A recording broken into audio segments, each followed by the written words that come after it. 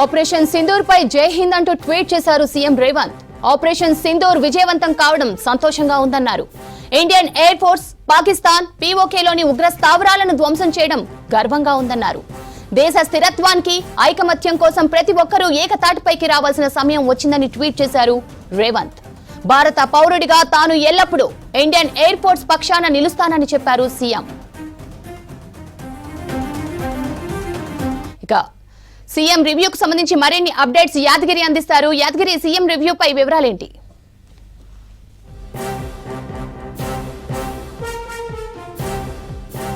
ఏదైతే ఆపరేషన్ సింధూర ఉందో ఈ ఆపరేషన్ సింధూర దృష్టిలో పెట్టుకొని ఇవాళ సీఎం రేవంత్ రెడ్డి అత్యవసర సమావేశం నిర్వహించారు. కొద్దిసేపటి క్రితమే కమాండ్ కంట్రోల్ సెంటర్లో ఈ సమావేశం సీఎం అధ్యక్షతన ప్రారంభమైంది.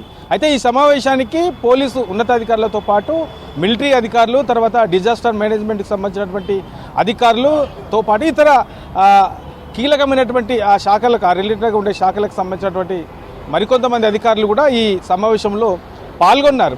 అయితే ఈ సమావేశంలో, ఈ అత్యవసర సమావేశంలో ప్రధానంగా ఈ ఆపరేషన్ సింధూర్కు సంబంధించిన ఏదైతే జరిగిందో దాన్ని దృష్టిలో పెట్టుకొని హైదరాబాద్లో ఎలాంటి జాగ్రత్తలు తీసుకోవాలి, ఎలాంటి ప్లేస్లలో ఎట్లాంటి భద్రతను అందుబాటులో ఉంచాలి. ఎందుకంటే ఈ దేశ రక్షణలో భాగంగా హైదరాబాద్ కూడా చాలా వ్యూహాత్మకమైనటువంటి ప్లేస్ కాబట్టి ఇక్కడ కూడా కట్టుదిట్టమైనటువంటి భద్రతా ఏర్పాట్లు, తర్వాత అధికారులు ఎప్పటికప్పుడు అలర్ట్గా ఉండే విధంగా సీఎం రేవంత్ రెడ్డి ఇవాళ ఏదైతే ఈ అత్యవసర సమావేశం నిర్వహిస్తున్నారో ఈ సమావేశంలో పలు కీలకమైనటువంటి సూచనలు చేసే అవకాశం ఉంటుంది. ఇక ఇప్పటి వరకు ఈ భద్రతా పరంగా హైదరాబాద్లో ఎలాంటి జాగ్రత్తలు తీసుకున్నారు, ఎక్కడెక్కడ ఎలాంటి భద్రతను ఉంచుతున్నారు, ఇక ఇవాటి నుంచి కూడా మరింత ఈ భద్రత అనేది మరింత పెంచాల్సిన అవసరం ఉంటుంది. కాబట్టి దీనికి సంబంధించి ఇప్పటి వరకు ఏ శాఖపరమైన ఆ శాఖలకు సంబంధించి పోలీస్ డిపార్ట్మెంట్కి సంబంధించి ఎట్లాంటి ఈ భద్రతను ఎట్లా ఏర్పాటు చేయబోతున్నారు, తర్వాత ఈ మిలిటరీ సిబ్బందికి సంబంధించి వాళ్ళు ఎక్కడెక్కడ ఈ భద్రత సిబ్బందికి సంబంధించి ఎట్లా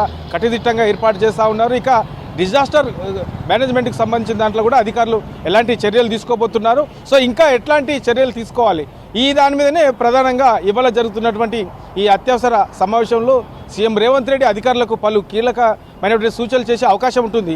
ఇక ఎందుకంటే హైదరాబాద్లో ఇక రెండు కీలకమైనటువంటి ఈవెంట్స్ కూడా హైదరాబాద్లో జరుగుతూ ఉన్నాయి. ఒకటి మిస్ వరల్డ్ 2025 ఒకటి, తర్వాత ఇక కాళేశ్వరానికి సంబంధించినటువంటి ఈ పుష్కరాలకు సంబంధించి కాళేశ్వరం సరస్వతి పుష్కరాలు కూడా ఈ నెలలోనే ఉన్నాయంటే హైదరాబాదు తెలంగాణలో రెండు కీలకమైనటువంటి ఈ ఈవెంట్స్ ఉన్నాయి. ఈ ఈవెంట్స్ సంబంధించి కూడా పెద్ద ఎత్తున భద్రత కూడా అవసరం ఉంది. కాబట్టి దీనికి సంబంధించి ఇంకా ఇప్పుడున్నటువంటి భద్రత కాకుండా మరింత ఎక్కువగా పెంచాలంటే ఇంకా ఎంత భద్రత సిబ్బంది అవసరం ఉంటుంది, ఈ కాళేశ్వరంకి సంబంధించి పుష్కరాలకు ఎంత పెంచే అవకాశం ఉంటుంది, తర్వాత ఇక ఈ 2025 మిస్ వరల్డ్కి సంబంధించి చాలా కీలకమైనటువంటి ఈవెంట్ ఇది. చాలా ప్రభుత్వం కూడా ప్రతిష్టాత్మకంగా ఈ ఈవెంట్ తీసుకున్నది. కాబట్టి దాదాపు 116 దేశాల నుంచి హైదరాబాద్కు వస్తూ ఉన్నారు. సో వీళ్ళందరికీ కూడా రెట్టింపైనటువంటి ఈ భద్రత అవసరం. కాబట్టి దీనికి ఎట్లాంటి చర్యలు తీసుకున్నారు, నిన్నటి వరకు తీసుకున్నటువంటి ఈ భద్రతాపరమైనటువంటి చర్యలు ఏంటి, ఇక ఇవాల్టి నుంచి ఈ ఆపరేషన్